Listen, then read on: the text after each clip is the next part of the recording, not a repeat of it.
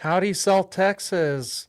Howdy, San Antonio and Houston on KLUP 9:30 a.m. and 6:30 KSLR on Saturdays at 11 o'clock in the morning and Sundays at 4:30 on 9:30 a.m. The Answer. Also on podcasts everywhere, Facebook, YouTube, and talklawradio.com. Today, we're going to be talking about resolutions and goals because many of us have probably stopped following our New Year resolution. And it also happens to be rodeo season. So Melody and I dressed the part, and I forgot to tell Joseph. So we're just trying to be festive today. Nice. We're going to start with the financial focus with Joseph Warren, financial planner with Financial Planning HQ. We like to talk about the financial focus. So give us an idea of what you're going to teach us today. Yeah, I thought I like to stick with the theme, and I really love today's theme, Todd, about sticking with your New Year's resolutions. So I think I'm going to talk about that and how it relates to people's finances and good financial habits. So, how does it relate to the financial world? Great question, Todd. So by now, I think you all know if you go to the gym, it's starting to thin out. On January 1st, it was full, right? But now it's starting to thin out. But the statistics actually show, and y'all might have different statistics, but mine shows 88% of people have already given up on their New Year's resolutions by February.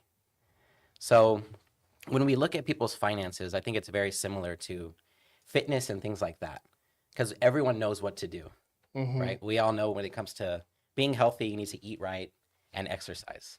You know, I went to the gym one year on January 1st, Yeah. and that was it. Yeah. Just one day. You made it I one day. fell off the wagon. Yeah. And that's actually normal because the environment around us is not designed to help us make good decisions. There's a lot of money to be made in people eating junk food and people making bad financial decisions, spending money they don't have. So you have to flip the script on that. And that's something we look to do as financial planners. We flip the script so that you have a system where it's easy to make the right decision and hard to make the wrong decision when it comes to your money. Yeah, systems are good. Your dad was talking about all the systems that Apollo 11 had to have in order to get to the moon. Yeah. So, can you tell us about some of these systems? Yeah, I'd love to. But I kind of want to preface a little bit because it's something we study a lot is how to get people to take action on what they want to accomplish because it's not something that's second nature. It's built into our human nature that most people will not stick with their resolutions, and that's almost by design. So really, if you want to do that, you have to have an emotional reason why. That's a huge part of it, and I'm sure, have you seen that as well? So the emotional reason why is where we start in the process. So the first conversation we have is something called the value staircase. And to give you an idea, like someone might have a financial goal, you can say just like a generic goal, I want to retire at age 65. That's very surface level. We don't know why that person wants to retire. They may hate their boss, they may this or that. But really, we look to dig deep to start and get those emotional reasons why. And we'll hear like, I want to cherish my time with loved ones. I've seen loved ones pass away and we didn't expect it.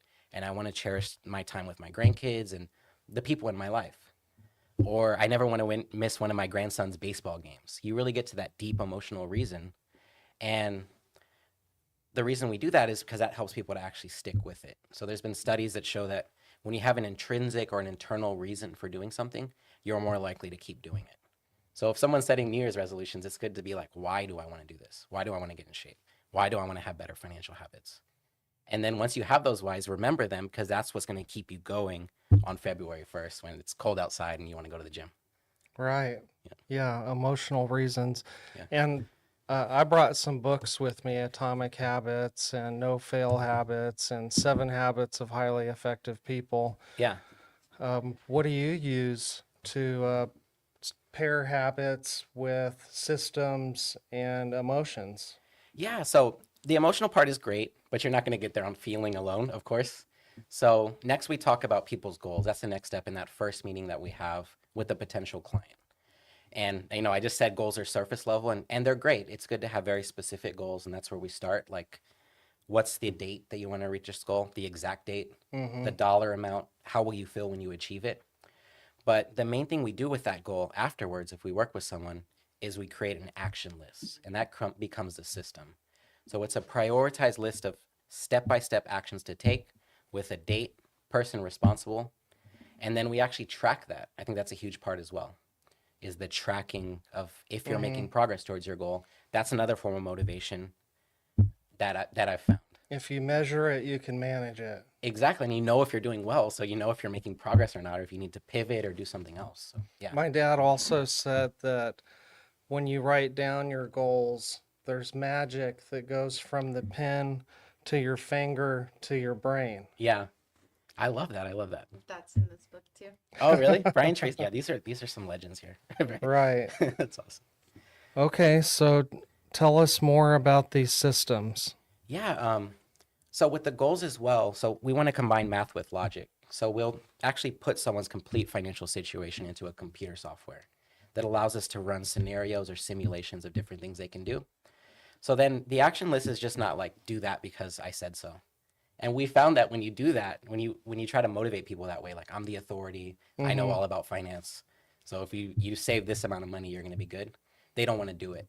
So we also get the client's input as well. So we say, what do you think about saving or investing this amount per month towards this goal? Yeah, my kids have this rule. It's called "Don't tell me what to do." Yeah, it's the same thing with adults. If you try to tell, like, go outside and tell an adult, like, move out of the way or something, they're gonna get mad.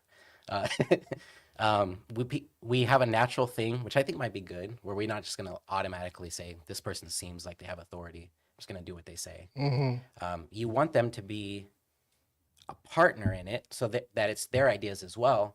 Because then, if they don't follow through with the plan, that creates something called cognitive dissonance, which means that you'll actually have an uncomfortable feeling not following through with your plan because you said you were going to. I have an uncomfortable feeling every morning. I have a standing appointment that pops up on my phone at 4:30 a.m. It says walk the dogs. Yeah. And every morning at 4:30 a.m. I don't walk the dogs. So hopefully, Melody, you'll help me with that later. We'll do our best. Yep. But yeah, it's one of those things, like I know I've been there as well. There's been times I really wanted to do something, but I didn't stick with it. So you really have to design it so it's hard to do the wrong thing, like it's uncomfortable to make a bad decision. So some of these systems, a lot of people come to me. Sometimes people will say they want to have a better budget. They're spending money and they wish they weren't spending as much as they're spending. We help clients with that. An easy system is we'll use a tracker. So there's a website that I really like. I'm not getting any money, but they're called monarch.com. And all you do is you connect your accounts and it'll show you exactly where your money's going. And then from there, you can set a budget. But more importantly, you know where your money's going. So there's no lying with, I'm spending this amount of money per month at Amazon. Just an example, like fitness-wise, have you guys heard of like the in-body test where it tells you how much body fat you have? Have you? Have you guys tried that? Where you held the two things like this and it kind of tells you like. I haven't. Back in high school, they used to have these pinchers. Yeah. And they would like pinch different parts on your body, and however thick that was, that they could calculate your body fat that way. Yep. No, now you can just like there's like some type of electrical current. You hold these two like things right here. You stand up straight, barefoot, and it'll tell you like this is the exact amount of grams of fat you have in your body. Okay. And that was very motivating for me. And that may not be motivating for other people. Like I've talked to people before, and they say that sounds horrible. I don't want to do that. Right. But it's finding out the person's personality, what's important to them, and what's motivating to them. And for me, seeing my amount of muscle went up, my amount of fat went down, month after month, is motivating for me, and it keeps me going. And then I'm excited to go there. It's almost like a ritual and see, did I lose any fat? Did I make any progress this month? It makes it a lot more motivating for me when it's, there's like a bunch of Oreos in my face and I need to eat them. Right. I'm like, I don't want to eat a bunch of Oreos and then I do that test and I failed. That would hurt more to me than it would feel good to eat a bunch of Oreos. Right. Same thing with the scale, I guess. Yeah, the scale. But what I found there is the tracking is very important because with a scale, you can lie to yourself. So I could go to the sauna, I could dehydrate myself, I could do like the weight cutting that people do. Right. And then it's really just water weight. So really like having a tracking system that's you know for sure. And that's what we have for our clients. So they can look at their website and they can see this is the amount of money I have saved for this goal. And this is what it's projected to be. It has a shortfall of this amount. And not only that, when we see that, we get alerts and we'll come up with a course correction of this is exactly what you need to do to get back on track. Okay, so once you have all that, how do you tie that in with all the other experts? Yeah, so I want you to think about your team of financial experts. It might be hard to do as like a pro football team, right? Your CPA, your lawyer, your financial planner, all these people are like this pro football team. And just imagine that they weren't playing from the same playbook, right? They wouldn't get anything done. They wouldn't be able to Right. make the plays. They'd run into each other on the field. So our role is to really quarterback everything and make sure that everybody knows the playbook or the strategy, the emotional reason why the client wants to achieve what they want to achieve, what their exact goals are. And so they're all working in unison to get the client there. And it becomes more powerful when it's not just our ideas, my ideas. It's, a CPA looked at this tax strategy, a lawyer looked at this estate planning strategy, right? So that's a huge part of it. And yeah. Okay, and do you have any resources this week? I do. I have a checklist that has financial habits that are easy to implement and that can be automated and will really improve your financial situation. And for anyone who schedules, gives me a call at 210-444-2128. That's 210-444-2128. I'll run through that with you. We can have a meeting, complimentary consultation, and just go through those habits and see if we can make some slight improvements in your finances for 2026, but really that can impact you for the rest of your life. Thank you for the financial focus, Joseph Warren, Financial Planning HQ. Really happy to be on. Great to meet you all.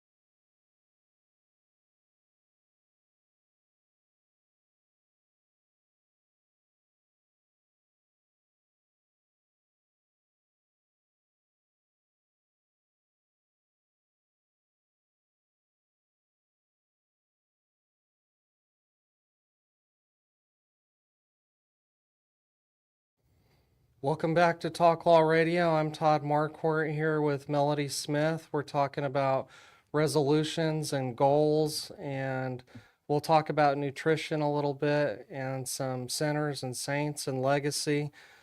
Just want to let you know why we're wearing Western wear today.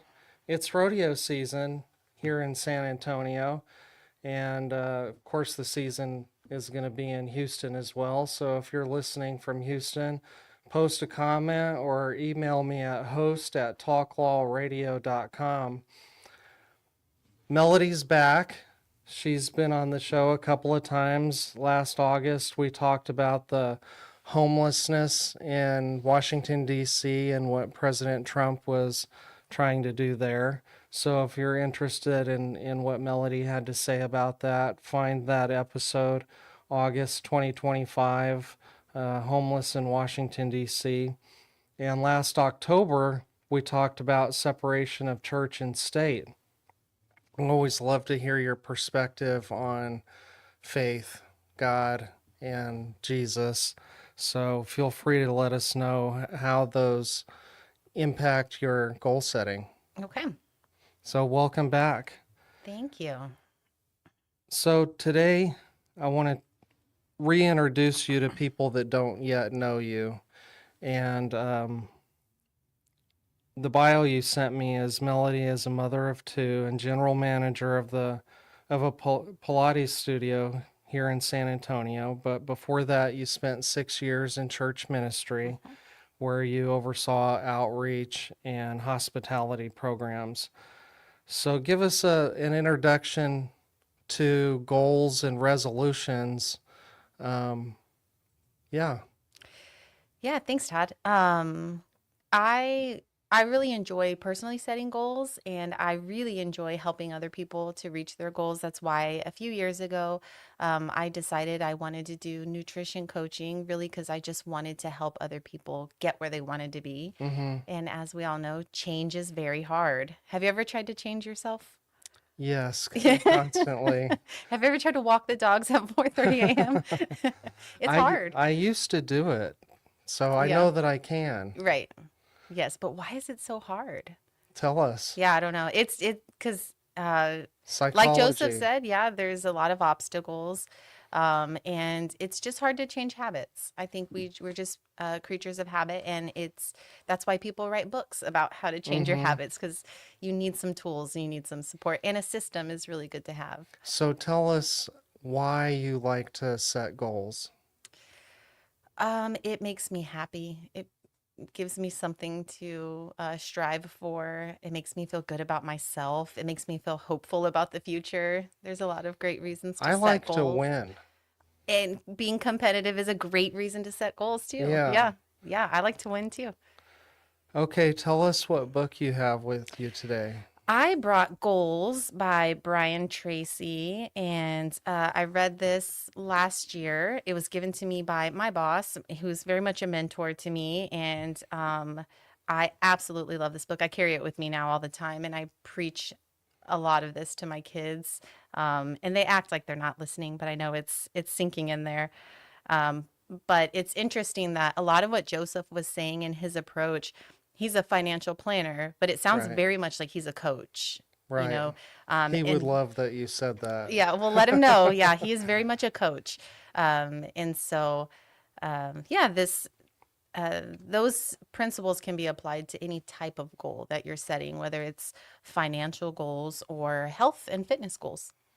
Okay. Well, before we get into it very far, the famous MC Hammer used to say, "We've got to pray just to make it today." So I'm going to say a prayer. Dear God, thank you for this day. Thank you for all the gifts and blessings that you give to us. Please forgive us for our sins, for our mistakes, for doing the wrong thing or failing to follow your will. Help us to follow your will more closely. And help Melody and me give good information to the listeners about goals, resolutions, and nutrition today. Help us to do everything we do for the good of your people, for our own good, and for your glory. In Jesus' name, amen. Amen. I like to use AI, specifically Grok from Twitter X. And so I asked Grok, what resolutions did people have this year? And what do you think? Probably weight loss, right? Probably financial goals, I would Mhm. guess. Yeah. So there was a survey by YouGov, and 31% of Americans plan to make New Year's resolutions. And of those, 25% said they wanted to exercise more. 23% said they wanted to be happy. Okay. 22% said eat healthier. 21% said save more money. And 21% said improving physical health. So those are probably year in and year out what people talk about. In the United States, people are concerned about their appearance. They're concerned about being healthy enough to do things and having enough money to buy things. Mm-hmm. So I think that's why people usually have those goals. What are some reasons that the people that you've helped in goal setting and setting resolutions, what are the reasons that they have the goals that they do? Um, that's a good question. I talk to a lot of people who, well, especially at the studio, I get to talk to mostly women, but not just women, a lot of men too, who say very similar things. I'm ready to make a change. I feel like I'm aging. I have had a hard time sticking to things in the Mm-hmm. past, but I really want to exercise and get healthy. And we hear because from a lot of young mothers who have kids and their own health gets put on the back burner. They're putting Mm-hmm. everybody else first. We hear from a lot of um, grandparents who say, I just want to be able to get on the floor with my grandkids. Mm-hmm. And so we hear a lot of different whys. Most of it is pretty practical. I want to be able to play with my grandkids, Right, right? right. And I meet with a lot of older people in my office doing estate planning, and they say they're trying to walk, usually a lot of walking, um, Walking is great. just so that they can be mobile. Mm-hmm. You know, they don't want to have to use a walker, they don't want to be in a wheelchair. My dad has this rule that for if you're doing the stairs, every step you take is a certain number of days that you won't have to use a walker or a wheelchair. I like that. And I don't remember what the number was, but so we have competitions to see, you know, how many stairs we can take. If we're together and somebody wants to take the elevator, will you get shamed for that? You should get shamed. There's a book called Take the Stairs. Oh, And okay. it's about not taking the easy route and just Mm-hmm. doing the hard thing because in the long run, it benefits you. Yeah, I love that idea. Yeah. And I'm joking, you should not be shamed for taking an elevator if you need to take an elevator. Right. But if you're able to take the stairs, why not?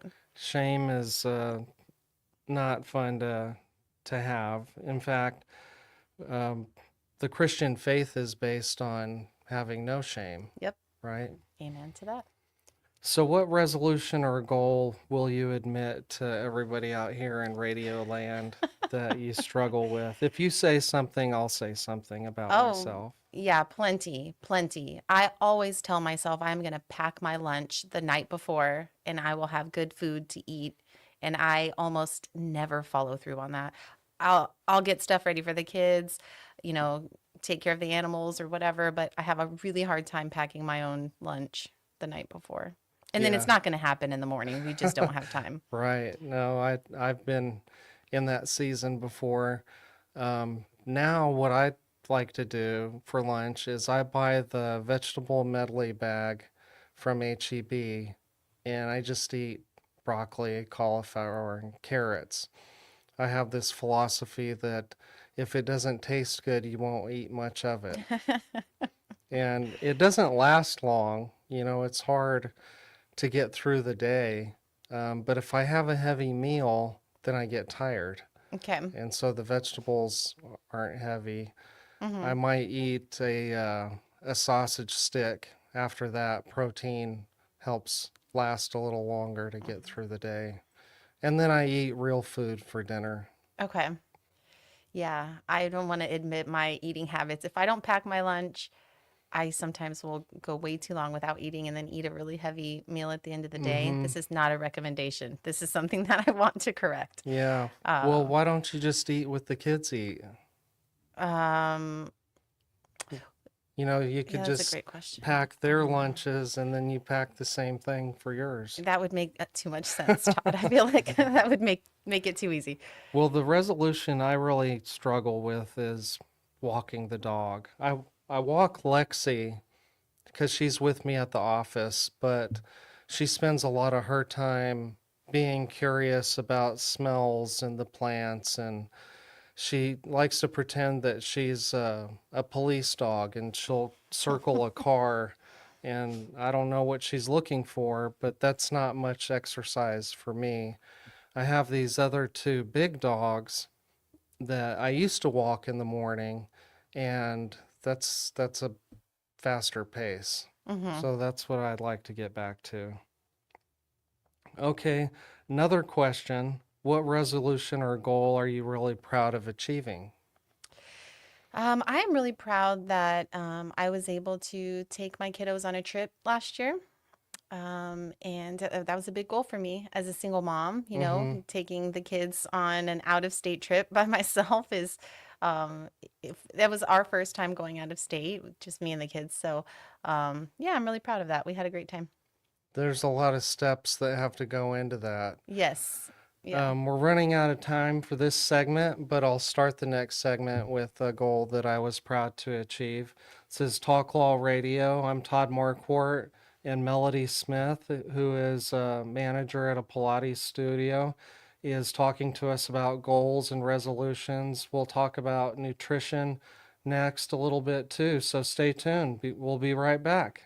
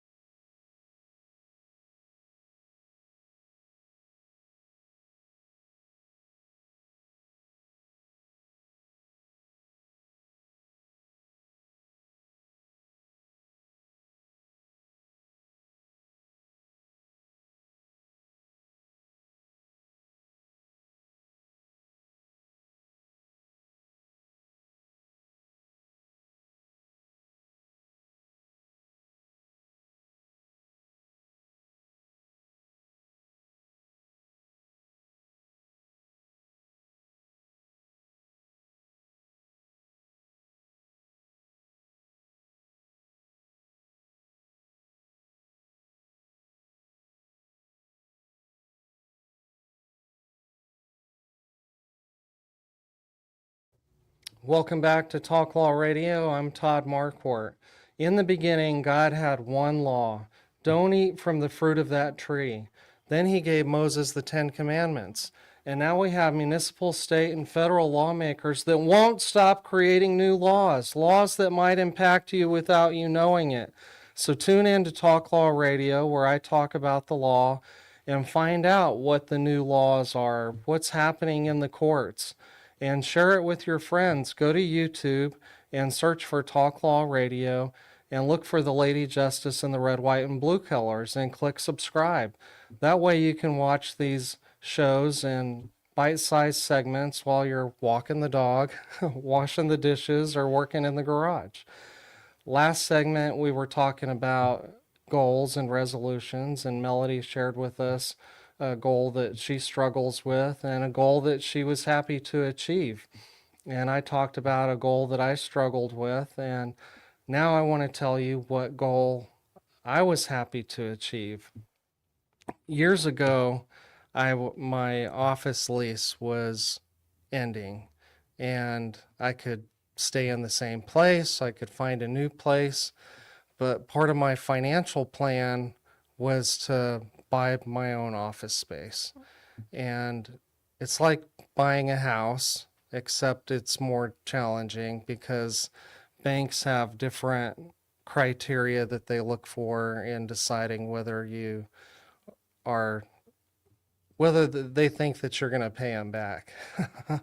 So I had a really fantastic banker that I had known for a long time before that, and she helped me, and it was very stressful, and everything that I went through to achieve that was well worth it. And so that's my biggest achievement so far. The next thing that I want to do though is Lexi had been training for agility. You know, where they run through the tunnel and over the ramp and on the balance beam. Around the cones. Yeah. Yeah. Oh yeah, the weave. She needs to practice that. But then I got tired of driving to all of these different venues where they have a practice field set up for agility. And so we did that for about a year, and we had never gone to competition. She wants to win, but you have to sign up first. And of course, now we're going to have to go practice a little bit, you know, to be brought up to speed. So that was a little bit of exercise for me. I wasn't an athlete as a kid. Okay. I was in the band, What'd you play? saxophone. Oh, cool. Okay. And so I never really got into that habit of exercising. Have you always been exercising and into fitness your whole life? Is that a lifelong habit? Yeah, it has. I started playing sports in like junior high because my best friend was being forced by her parents to play basketball. So she begged me to play with her. And then I just fell in love. Ever since then, I played sports. And um, after, I was done with that, I've always done strength training or I got really into running for a time. So I've Mm-hmm. gone through different phases with it, but I've always been active and pretty competitive. That makes it easy. It's a lifelong habit. Yeah, I guess so. I think, yeah, I'm kind of just wired that way though, so I can't sit still even if I wanted to. Mm-hmm. I kind of have to get up and move. So I have a standing desk at work and it Okay. helps me to be more productive. Yeah, that makes a lot of sense. Let's talk a little bit about nutrition. You, at one time, got a certification in nutrition coaching. Tell us what that was like. Yeah, that was I did it for a couple reasons. I wanted to help people reach their goals and also I wanted to learn more about nutrition. And it's like equivalent to like a personal trainer certification. Mm-hmm. Anybody can go and get certified online in a month or a couple of months, and um, I appreciated what I learned through it. But the system that you're taught to help people reach their goals was very similar to what Joseph was describing with his financial planning. Mm-hmm. Um, digging deep and first uncovering really the deeper reasons of why somebody wants to change. Why do they Mm-hmm. want to change their eating habits? And usually that is a deep conversation to have with people because for a lot of people it's been a lifelong struggle or they've tried and failed so many times that it's this big mental hurdle now. It just feels so daunting and um anyway, there's a system. You get down to the why, um, and then come up with a plan, just like he was Mm-hmm. describing, have a specific plan. And then a huge factor of success is going to be accountability. So having that coach, like he helps to keep his people accountable by Right. showing them exactly where their money's going, Right. getting on the scale or whatever it is. Having that accountability is going to be a big indicator of success. Okay. I always heard it this way. How do you eat an elephant? One One bite bite at a. at a time. Yeah. Yeah. And then I have a friend that lives out in California that I visit sometimes, and he always talks about, well, what can you do? You know, start small. He calls it the gradient scale, you know, and then you build up to achieving bigger and bigger things. hmm So tell us a little bit about the nutrition stuff that you learned. It's pretty basic. So, you learn like the kind of main guidelines, how your body processes different types of foods. You learn what your body does when you consume fats, carbohydrates, proteins, why each of that is important for our body. And so it helps to be able to really a nutrition coach's role really should be to um, help educate and help the clients come up with a plan to reach their goal. What about all the fad diets out there like keto, Hmm. intermittent fasting, Mediterranean, paleo, vegan, plant-based, formerly known as vegetarian, Hmm. dash, whole 30, flexitarian, carnivore? I like carnivore. Which Yeah. one do you like? It's something funny about that. I actually have, my two children. One's about to be 15, my daughter's 8. One of them wants to be all carnivore diet, my son, and then my daughter wants to be a vegetarian. So Okay. it's interesting cooking for them. They need to eat both. They need to eat meats and vegetables, but yeah, I think we don't know enough about is one diet better than another because Mm-hmm. our biology is so different from person to person that one person may be extremely healthy as a vegetarian. I know a woman who's in her 80s who had an autoimmune disease, and she says decades ago a doctor told her to eat only a vegetarian diet, and she's been healthy ever Okay. since. Yeah. And then I've heard stories where people have been cured of autoimmune diseases by going on an all carnivore diet. So I just think people's biology is so different. Yeah. There isn't a one size fits all. I think you have to kind of understand how your body reacts to different That makes foods. sense. One of the sponsors for the national radio shows is PhD weight loss, and that's what they talk about, at least in their ads. I've Mm. never called, but finding out how your body processes food. Hmm. But that sounds like a lot of information to try and figure out on your own. Yeah, I recommend if somebody has really I mean, if someone struggled for years or even decades to find what's the best diet, they should see a dietitian. Mm-hmm. But a dietitian is going to give you more like a prescription. And then someone who can help you along with that would be a nutrition coach who can take that information from your dietitian that's more scientific and dialed in and help you apply that in your day to day. Mm-hmm. Okay.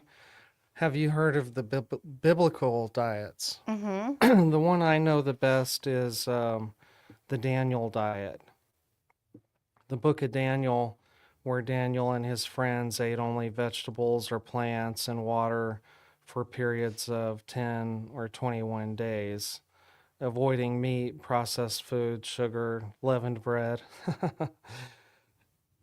Have you tried any of the biblical diets? I haven't, but I would. I would do a Daniel fast. I haven't yet. There was a group at the church who've done it before Okay, and they liked it and they've done it several times. So I assume if you're coming back again, it probably worked pretty well the first time. right. Um, How about all the supplements that are sold on TV, radio, online? The one that shows up in my Facebook feed all the time is the Chuck Norris Roundhouse Provisions. I guess because I'm a middle-aged male. uh, yeah. So sidebar, I went to get water the other day at HEB before the huge freeze, Mm-hmm. and I just needed a few jugs of water, and they were almost entirely out of water, except for this one jug of Chuck Norris water. Oh, really? I didn't know Chuck Norris had I water. didn't either. So I had to buy it, and it was fine. It was like alkaline water or something. But yeah. What was your question? What about the Oh, supplement supplements. fads?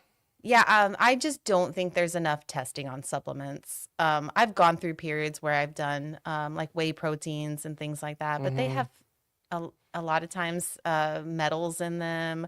Um, there's just not a ton of data to support like some of these different supplement fads. Mm-hmm. So I would not waste my money personally. I haven't wasted my money on supplements other than like a multivitamin in I was quite a just gonna while. ask Yeah. that. Are, do vitamins help out over the counter type?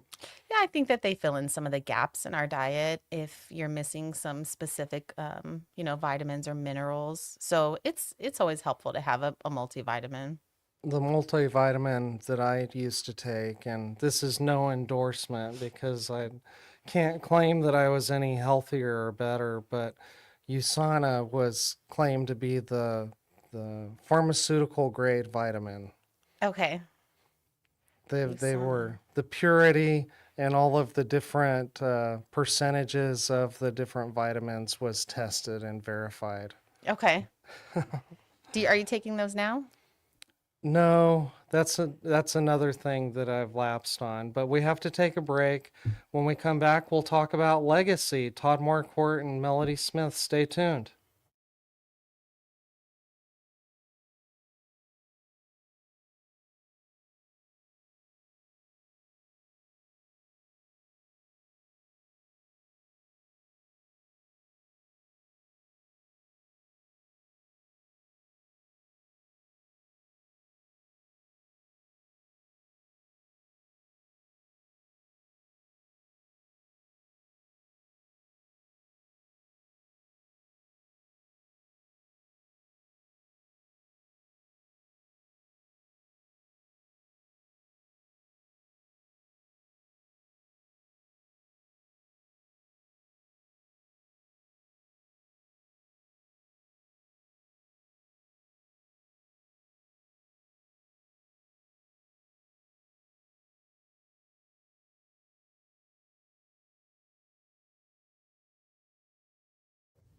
Welcome back to Talk Law Radio. I'm Todd Marquardt on the radio, on Facebook, on YouTube, and on talklawradio.com.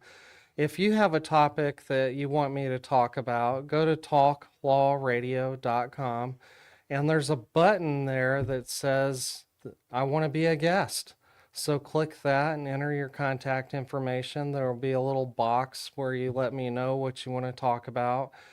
Or if you just have a topic about the law that you're really interested in or that you're really frustrated about, email me at host@talklawradio.com. That's HOST@talklawradio.com.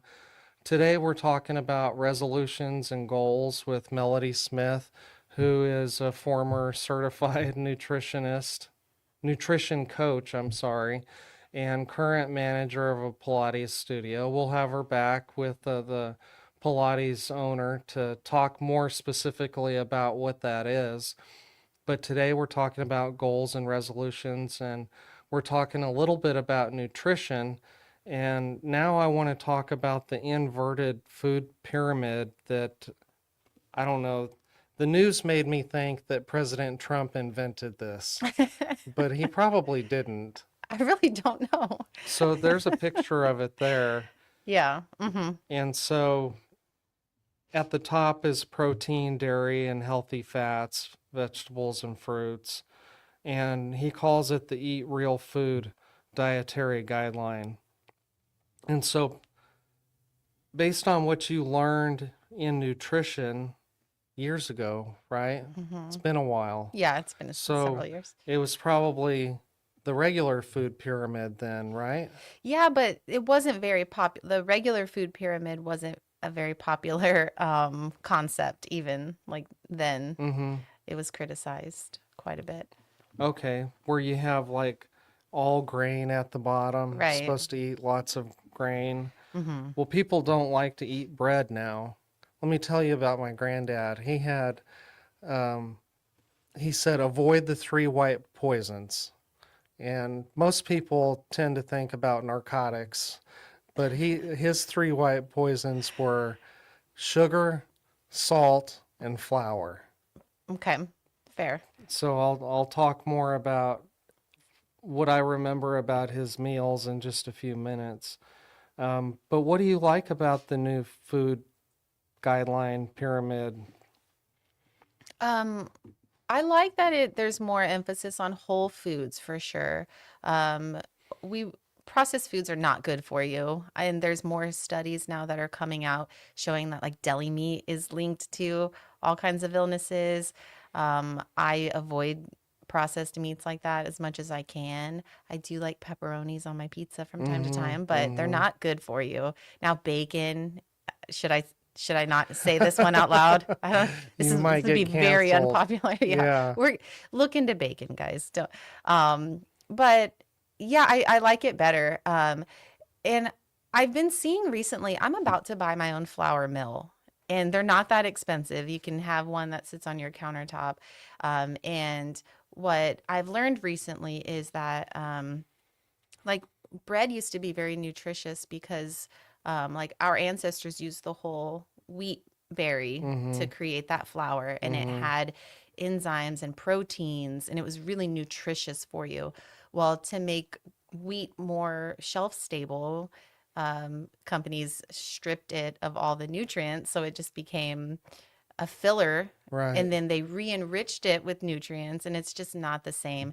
And we have gluten intolerance and all kinds of things because we're not getting any nutrition from our bread that you buy at the store. Mm-hmm.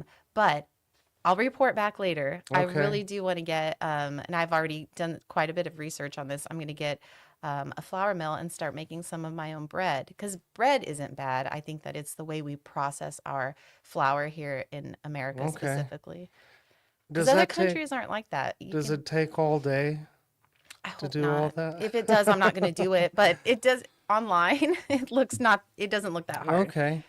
That that's gonna be a super fun hobby. Thanks. Yeah. How hard can it be, right? How about artificial dyes like in Kool-Aid and in food? I saw that they were gonna take the dye out of Doritos and Cheetos and they were gonna be more of a pale color. Yeah, I hope they do. I don't know why we would have something that's a known poison in our food. If we know it makes us sick, why are we still adding this to foods?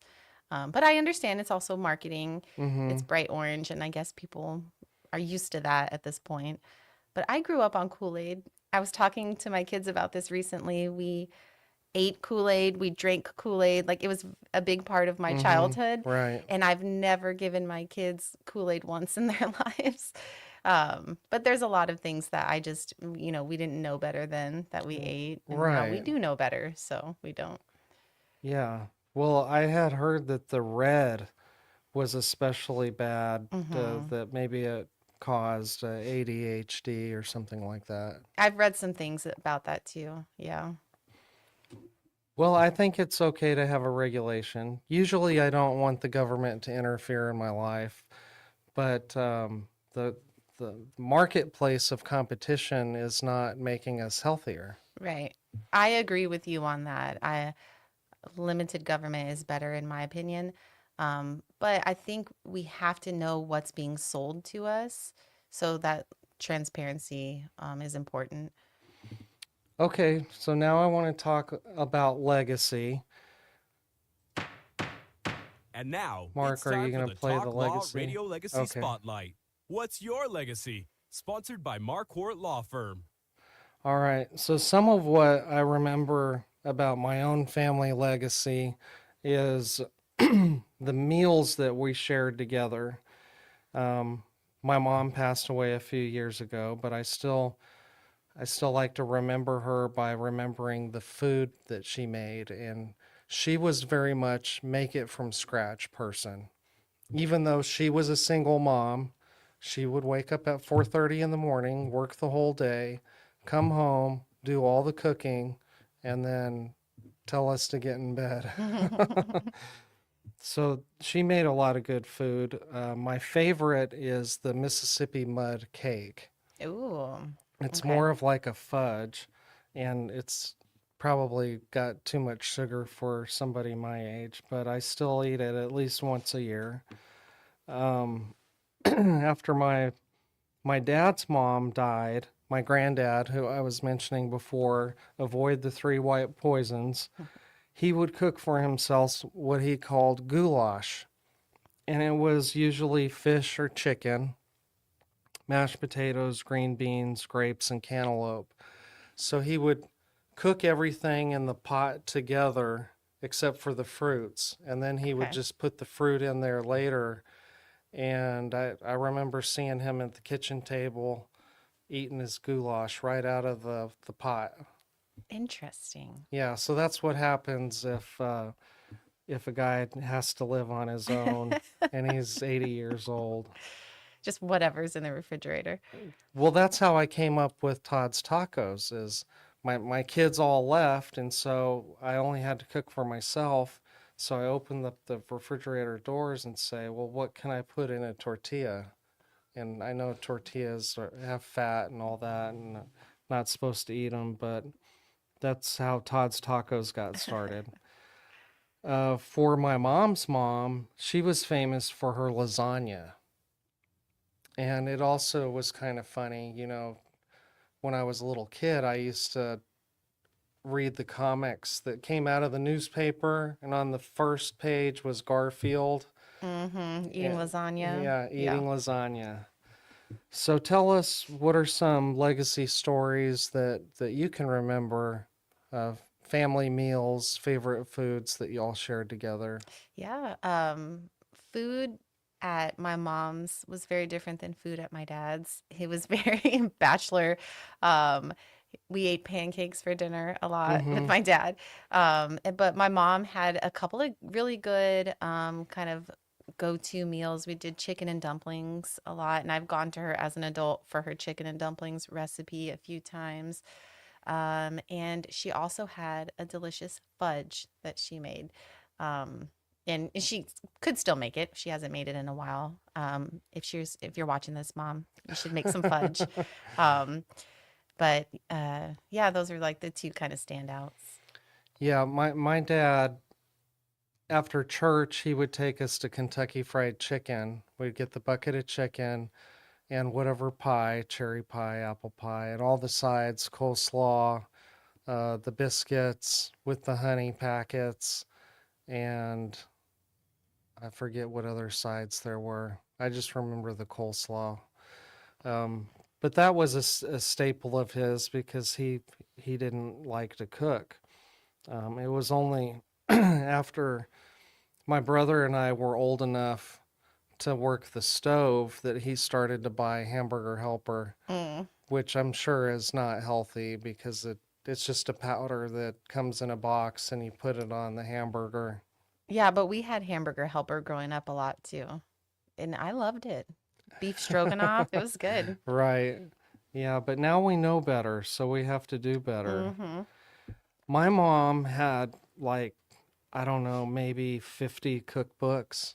Do you use cookbooks? No, but I go to recipes online. Online? Yeah, and a lot of times I just wing it and then I just learn as I go. Oh, So wow. not all of my meals are great, but it's trial and error.